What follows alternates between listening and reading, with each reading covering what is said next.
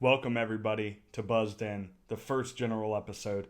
Thank you all for checking out the intro episode. I hope it got you excited and pumped up for the content coming your way. This is going to be the actual first installment for the podcast. I wasn't ready to go yet. As you can tell, the studio is not ready, but we had some good news over the past couple of days, so I felt the need to make a video and bring it to you. We'll start off with gaming. So the other day, during the Gaming Awards for 2019, Dr. Disrespect was given the very last award given out for the night of Esports Streamer of the Year, and we're going to roll that clip now. Thank you.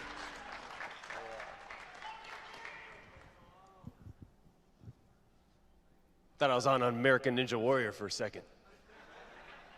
Jesus. Firm handshakes to the Esports Awards, the staff. So congrats to Dr. Disrespect. The other people up on the board, JD Courage, Ninja, all great talent. Dr. Disrespect pulled it out. He shouted out his family, shouted out his team. So again, couldn't think of someone better that deserves that reward. Congrats to you. Secondly, in gaming, we have the new Google Stadia, which if some of you have not heard, Google is trying to get into the gaming atmosphere. They're creating this streaming software. So it's not an actual game device like your traditional console. It's where people can stream the game from Google servers. And here we're going to roll a clip of one of the people who got to play with it, review it, and he tells you a couple of people's opinions. I've played it, and does it actually work? Yes, kind of. A lot of reviewers said they had some glitching, some lag. I experienced that when I was playing it. Some reviewers said it was actually perfect, they had no problems. The other problem is no one really knows who this thing is for. A lot of the games that are on it have been out. So we'll have to see what happened with Google Stadia. It seems like the marketing team's been a little unclear on who this is for. But Google being the online tyrant we've come to know, I have high hopes for what they're going to be able to turn this around and do with. In general news, the South Dakota governor just the other day came out with a short video announcing and kind of elaborating on what their anti-meth campaign is going to be. 83 to 87% of all cases adjourned before a court hearing in South Dakota for the last year have been some way tied to meth. That's unfortunate. We know that drug has impacted many lives, of many of which we have all been affected by in one way or another, across the nation, across the world. They've released a new anti-meth campaign, of which the tagline I find to be a little confusing and maybe a little controversial. The tagline is, "I'm on meth." And for this younger generation of people scrolling through social media, I feel like these pictures of these farmers and just says, "I'm on meth," and it's supposed to mean I'm on the case of meth, but they have short attention spans. So I'm worried there could be controversy and confusion there, but we hope to prove success, and we'll show you a little bit of that clip right here where the mayor elaborates on that campaign. Going to be about solutions and hope and how every single one of us in South Dakota can partner to be on meth.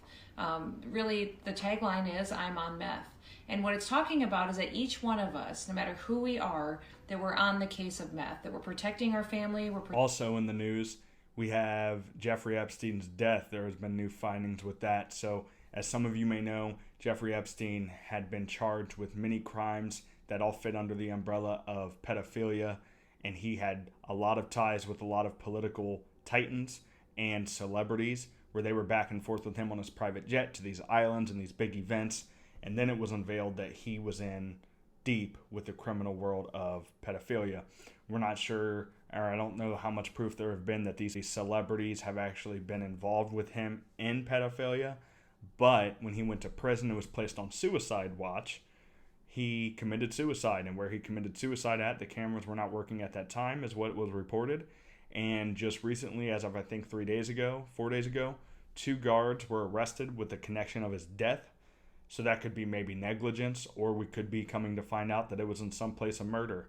Maybe they were hired to do something, or for one way or another, it just was simply not suicide. We'll have to see what comes available of those details.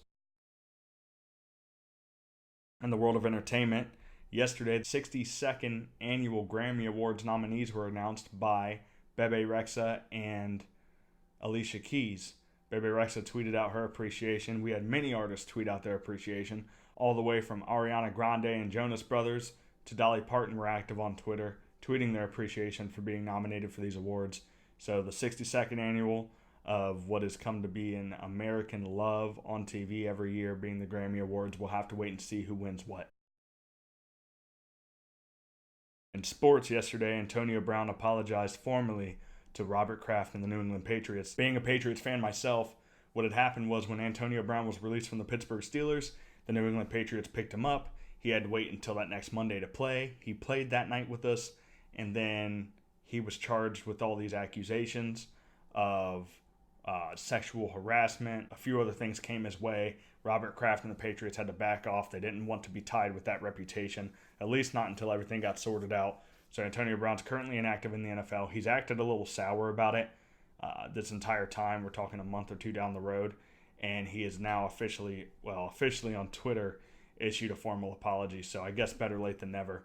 And I hope everything gets worked out with him and, none of that stuff is true. Also in sports last night, it was announced that LeBron James was the first player to score triple doubles against 30 different teams in the NBA.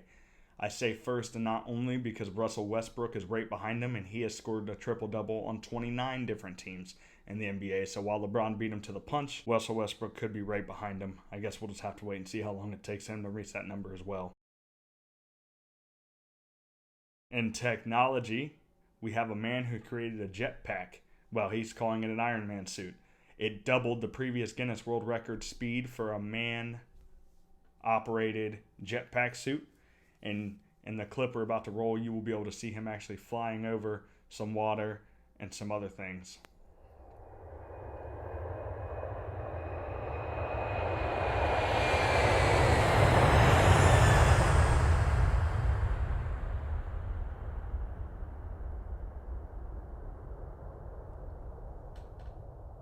Also in technology, we have a woman who was in a hotel somewhere in Asia and had to order coffee in the morning because her room did not come stocked or there was not enough. So she got her coffee, but maybe not in the way you would think she'd be delivered coffee. Roll this clip. Now what do I do? Open. 让你久等了，请拿好物品，在屏幕上点击关门按钮。您是我见过全宇宙最可爱的人，要不要和我来张合影？来，一起说茄子。 That's it. She gets the coffee and the robot just rolls away.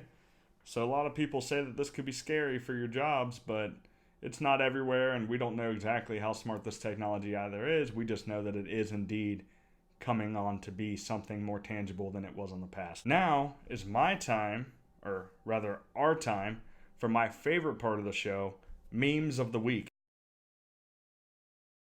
So for the first meme, we have Body Shamed Sonic. And this is where all of you terrible people on the internet body shamed Sonic so hard that the actual studio had to rebuild their entire movie with a new animation for Sonic and repost the trailer. Everyone seemed to be happy with the results, but this guy pointed out in the picture here, he replied on Twitter saying, "I can't believe y'all actually cyberbullied an entire studio." He's right. I mean, they went back and they had to redo their entire movie, and they did it because of everyone's opinions. But it is nice to know that studios and stuff are starting to listen to their community and want to please everyone who's actually going to pay the money to go see that movie in the first place. So it was kind of a surreal moment for Hollywood, I think. The second meme of the week is Top Tinder Contender. And it is where this guy provides us some wisdom for people who are having troubles out there in their search for their significant other. For those of you who don't know, Tinder is a very popular dating app. What happens is you put in your interests, your age range, your location, all that.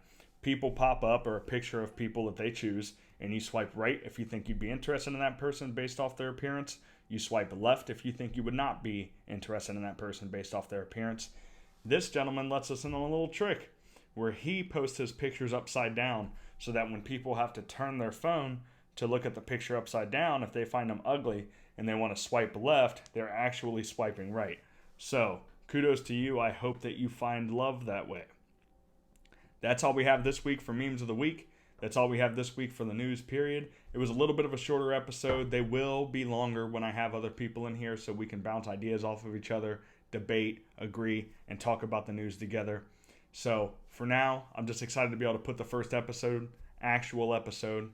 podcast together and get it out to you to share some of the news I've seen over these past few days. Episode 2 coming next week. And until then, stay buzzed in.